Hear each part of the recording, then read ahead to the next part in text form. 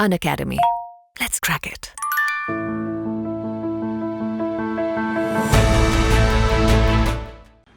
Hey guys, good afternoon to all of you. Guys, examination days are closer, and now is the time not to give up, not to rest.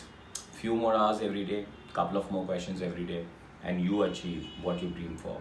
The two beautiful words that is chartered accountancy. Guys, start your day on a positive note. If possible, thoda jaldi utke.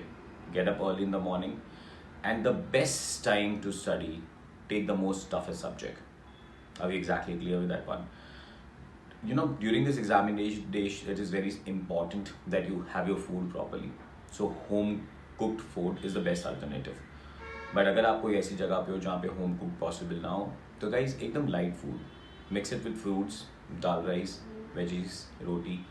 Avoid any kind of a junk food which can put your brains to hyperaction. ठीक है? Sleeping is also very important.